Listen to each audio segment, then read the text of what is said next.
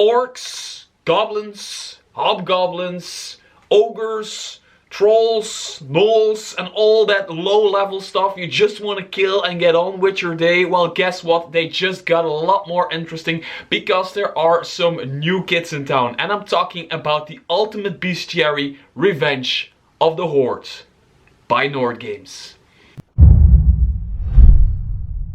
Hi there fellow Dungeons & Dragons players and Dungeon Masters alike. I have reviewed a lot of monster books in 2019 and 2018 and I've reviewed a lot of Dungeons & Dragons book in those years, and the more I do this on YouTube, the more I have to be strict to what I want to feature on my channel and what I don't want to feature on my channel. And one thing in particular I really learned to look at when I review a book is that the usability. The usability of the book is so important for me because I've reviewed some great modules. I've reviewed some modules which you open up and you're like, wow, they're so good artwork, writing, everything is perfect, but they just end up sitting on your shelf, taking up space. They have set you back a few dollars, like $40 or so. And not in my case, I get everything for free. Hahaha, that's great. But for you as a consumer, they end up costing like $40 or something, end up on your shelf, and they just take up space and they don't really get used that much. With this thing, the Ultimate Bestiary Revenge of the Horde, it is the complete opposite. This is a book out of the series from Nord Games called Game Master's Toolbox, and there's just a series of books that are very user-friendly. They are built around one theme, they are built around one thing. You just open them up and there's content in there you can almost immediately use, and you can use like everything in this book in your campaign if you're running the right campaign. Of course, it is just built around usability, and I love that for what it is, and that's why I decided to feature it on my channel, because I want you guys to spend your money on stuff you can actually use, you can actually have fun with, and spend hours adventuring with. Now, what is the Ultimate Bestiary Revenge of the Horde? Well, it is what the title says, actually. It is a bestiary, a monster manual, if you will, that is centered around the Horde. So creatures that we have always considered to be those lower level, boring creatures to kill. You go into an orc establishment, you kill every single last orc, you take the item you came for, you go back, deliver it, and that's the end of the quest, and you're a hero, something like that. The people from Nord Games felt that there had to be more than meets the eye to these creatures. So they created a monsters manual for these creatures. And when I first saw this monsters manual, it came in my mail. I opened it. Well, I opened the package. I saw the cover and I was like, yeah, you know, kobolds, you know, gnolls, orcs, trolls, ogres. I've been there, you know. I've used all of them against my players, and it's always like fun in the first few levels. But then I started looking into this thing, and it is so cool how Nord Games tells this story for every single race in here, with their own hierarchies, with their own social rules, their own worlds, their own cities, how they interact with each other, how their social situation works and everything. They really go into that, and they take a simple monster we as players and dungeon masters more often than not overlook, and they just build something around that, and that's very great. And together with that, they've created they've put in this book some very small things that make your life as a dungeon master a lot easier, and I will talk about that in a minute. So let's just open it up, look what's inside, and I will show you what I really like about it. So right from the start, when you open up the first pages and you see the index, you can see that they split up the Horde races, so to speak, into 9 different races, if I'm not mistaken. The bugbears, gnolls, goblins, hobgoblins, kobolds, ogres, okiti. Okiti are like basically red folk. If you play in a Midgard campaign setting, there's red folk there. They're called Okiti here. Orcs and trolls. And as you can see, they already split up some of the races into different subcategories, sub-races. For example, for gnolls, there's plain gnolls, gutter gnolls, and rock gnolls. Or there's like forest goblins, hill goblins, and cave goblins. So that immediately tells you that they put some thought into this book, and they really did. So let's take, for example, the first creature in here, the bugbears. The bugbears, the first 2 pages, they talk about the culture and the environment they live in and how they function towards each other. And there's a lot of flavor in here, and I really advise you to read up on this stuff, even if it's only for yourself as a dungeon master. But it really gives some body and some flavors to a creature you otherwise just use for an encounter. For example, a bugbear, when it is born, they are ascribed a totem animal by the tribe's elders. They get a totem animal, for example, a eagle or a bear or a wolf or whatever, and for the rest of their lives, they are not allowed to kill that particular animal. So you are not allowed to kill your own particular totem animal. So if you're hungry and you see a boar, you're basically screwed because you cannot kill that boar if your totem animal is a boar. Which basically screws you over, and you have to call your friend, and your friend has to come in and kill that boar or something like that. I don't know. The only reason you can kill your totem animal is if you are going to war, because if you're going to war, you need to kill your own totem animal, and because you need to like sacrifice it and build a totem for yourself. Basically, it gives you an idea of how they function, how they see things. They're very superstitious, and they will only act if the signs are right. So they're not like these vicious war creatures. They're more like reserved and live in their own small settlements. Unless there's like signs that tell them go and kill that village, they will go and kill that village, because they are superstitious in nature. Anyway, Nord Games did a lot of good work on giving these creatures body and giving these creatures like more of a culture, more than using them to like attack a carriage full of gold or whatever. Now, something I really miss in modern bestiaries and modern monster books is the, well, the war bands. They call it war bands, bugbear war bands right here. And it is just... You can look up a challenge rating and you can see a bunch of what you need to use for that challenge rating to pit against your players. Which is a very simple thing to do as a writer, as a creator, I guess. But it makes your life as a dungeon master so much easier. For example, you've got like a level 6 party and you want them to encounter a level 6 encounter with bugbears. You just roll up 2 bugbear cutthroats and 2 bugbear brutes. You put them there and you got the right encounter, which is so easy and it's so simple. But a lot of books don't have this, and I really like it if they have this. I know 3.5 stuff, almost all the books had it, and right now in 5th edition people don't do that enough. I have already said that, probably. Also, there's some more information about combat tactics and how to roleplay the bugbears even. Maybe your players will take hostage a bugbear, or they will have to talk to the leader of the camp. And here's some tips on how to roleplay them. And then, of course, come the monsters, the bugbears themselves. So as you can see, there are all kind of different kinds of bugbears, like the bugbear archer, the bugbear cutthroat, the bugbear brutes, the bugbear hunter, and there's a bunch more of them. And they all, of course, have their own stat blocks. They all have, of course, their own attacks and strengths and weaknesses and everything you expect from a monster book. They have some flavor text with them. They have some text on how they fight, maybe some tactics or some like basic information on them. And then Nord Games takes it one tiny step further. Again, something really easy to do once you're creating a book. Well, I guess it's easy to do. I've never created a monster manual, but it seems like something small to me at least. And that is a loot table. Nord Games adds a loot table for every creature in this book. Every creature has their separate little blue loot table. Sometimes there's like very basic stuff in there, and sometimes there's stuff in there which is way more interesting.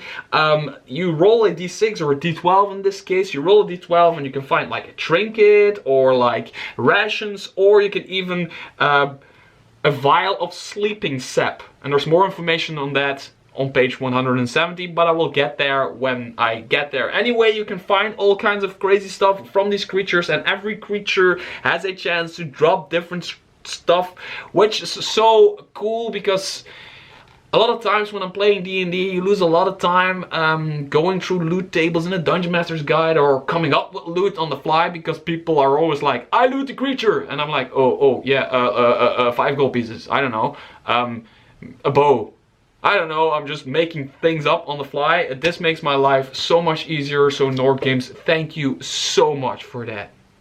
And when you skip through this book, through the bugbear section of this book, you can really see that they built some kind of society in here. For example, there's a lot of bugbear stats for creatures that are really like fighting style creatures. They have like axes and spears and knives and whatever, and they're about to kill you. But then, for example, there's the bugbear elder, who is a person, if you can call it a person, that has all kinds of spells, and they're all they're all focused on healing, and there's like mending, and there's spare the dying, cure wounds, prayer of healing, mass healing word, heal, regenerate, all that stuff. There's also, of course, animate death. I don't know what that's doing there, but it's kind of cool because it's a cool spell.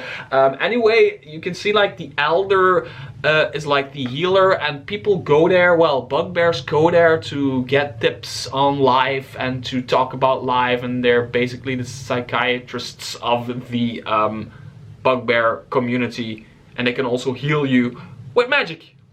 Then at the end of each monster section there are a few more rolling tables, because in these smaller rolling tables with each creature you can, for example, find a trinket, but you want to know which trinket, so you need to roll like a d10 to see which trinket your players find. All very usable, all very user-friendly. It's like using an app, but instead it's like a book. It's just, this is how it's done. Nord Games, you're doing a heck of a job, making my life a lot easier. Then there's some information about different tribes within the bugbear community, and it's kind of weird that this section on the tribes, it's like 3 pages long. It's kind of weird that it's in the back, because all the other lore stuff and all the other stuff, flavor stuff about the bugbears is in the front of the bugbears section, and this is in the end, which probably doesn't bother anybody but me. But there's some great additional information in here if you really want to dig really deep into the bugbear community information and lore. And it's actually exactly the same for all the races in this book. But I love how Nord Games really uses the opportunity of this module to differentiate all the creatures in here. For example, the goblins in here are like, there's like 3 different types of goblins, and they're always at war with each other, and they hate each other's guts, and they chase each other away. And there's like, they like pillaging. We all know goblins like pillaging, but they really go deeper into that. For example, if a goblin finds a case of gold, like 1,000 gold, if it finds it, it's worth jack shit for that goblin. But if it steals like a thin cup from a person, that's worth the equivalent of $1 million or something like that. I don't know. That's worth a lot for a goblin, a lot more than a found case of gold, which is really cool if you look at it, because goblins are really like pillagers and stealing stuff. That's where the worth of an item is. It's not how much it's worth in the common world. It's from whom you stole it or whatever. Then there are, for example, hobgoblins, which are not goblins at all. They're hobgoblins. I don't even know why they're called hobgoblins. Which are a creature that have their own society. They build gigantic cities. They're built around war, but not the type of pillaging war. They're not like, they don't go and raid a village or something like that. They really have structured and strategical war, and they have cities and walls, and they're smart and they're good at it. There's basically a little bit like giants. Giants are also like their own thing. They're just like humanoids, but way bigger. They have their own society. Hobgoblins, in a way, are a bit like that. They have their own society, and they are kind of like a evil civilization, but they are worth the term civilization. Okay, Nord games. Something I really like you guys did is you took each race, you built something out of it. You build a society, you build like hierarchies, you build everything. It's so fun to read. There's so much information in there you can use in your games. And then you have ogres. And you basically just say, they're dumb. They're dumb. They're strong and dumb. And if you're big and strong, you're the leader. And if you're big and strong, but a little bit less than the other guy, you're not the leader. And you cannot speak in long sentences. You're just dumb. And I like that. I really think it's funny. If you is so smart, how come you is that and I is not? Longest recorded known ogre sentence ever. So yeah, I love how ogres are in this book just dumb. Well, in all books they're dumb, but I love how Nord games didn't really take the time to make them more than they are. They're just dumb, strong creatures who hurl rocks at you or kill you with a tree or whatever. And I absolutely love that, because every monster manual, every session needs a dumb creature. Oh, and they're also oftentimes enslaved by orcs, who then get them into like a frenzy, a war frenzy, and then release them upon their enemies. We kind of saw that in Lord of the Rings. Check this out. There's a dragon kobold mutant, which is a winged creature, so it can fly, and it has two different kinds of potions. A fire breath potion and a ice breath potion. So it sees you, it drinks its potion, and for 3 rounds it has a fire weapon breath thing. Awesome. First you had Puss in Boots, and now you have Rat in a Hat.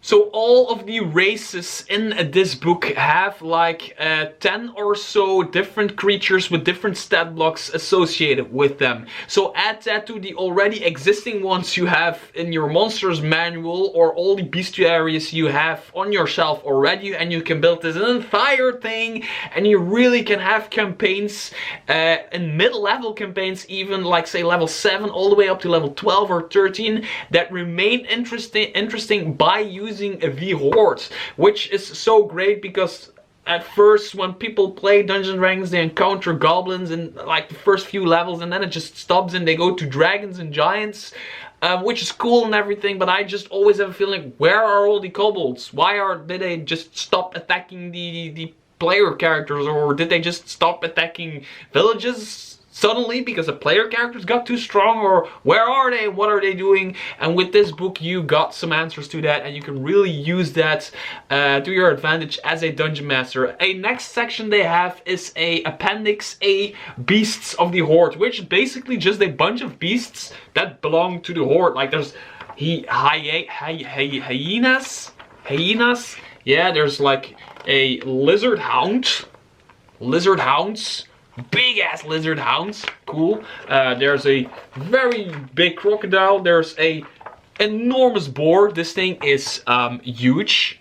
I mean, this thing is large and this thing is huge. So there's like a huge boar to ride on probably. There's wargs. There's a warg alpha. There's all kind of beasts you can use to even add on your encounters, and to put in like the environments where the characters are adventuring. If they're encountering a certain creature, the information about the potential animal companions or the potential beasts that are there. The information about that is with the races themselves, so you can dig that up right here, which is some very cool extra information you can use to even liven it up more. You know, in the beginning of this video I talked about how some creatures have certain kinds of potions or poisons or things they drink, and your players can actually find them. They're in the loot boxes, and they can actually loot boxes. D&D now has loot boxes. I mean the random rolling table that has loot, and if your players can find that stuff. And there's like very funny stuff in here. For example, there's the Berserker Brew, which is a brew of orcs. You can find it with orcs, and if you drink it, you roll a d6. Now get this, if you roll a 1 or 2, you gain 7 temporary hit points, but you're also poisoned for 1 minute, which is great. If you roll a 3 to a 5, this is funny, for the next minute, whenever you hit a creature with a melee attack, you gain 7 temporary hit points.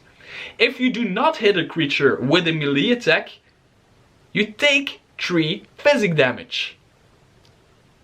That's cool. If you roll a 6, for the next 1d6 rounds, you are immune to any damage that does not kill you outright. When the potion expires, you immediately take all damage sustained during that time. You better get yourself a good healer and then rush into combat. That's cool stuff right there.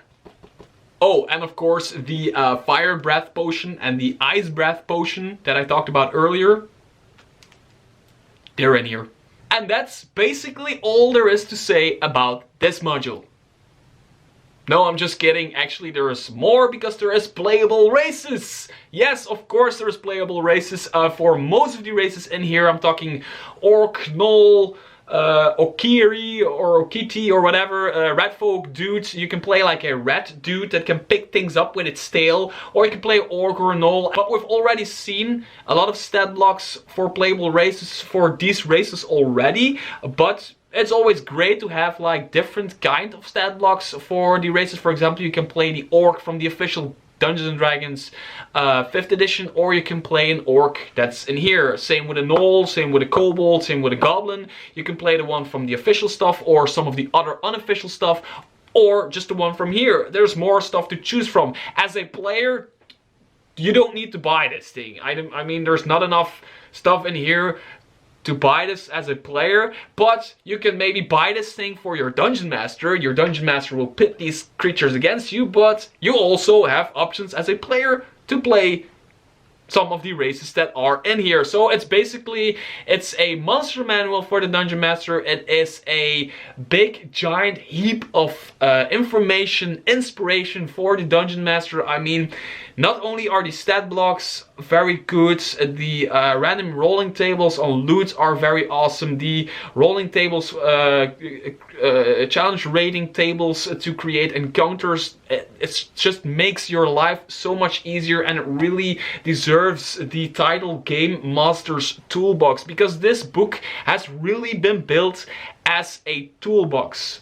Where other monster books are just monster, monster, monster, monster, some information, monster, monster, monster.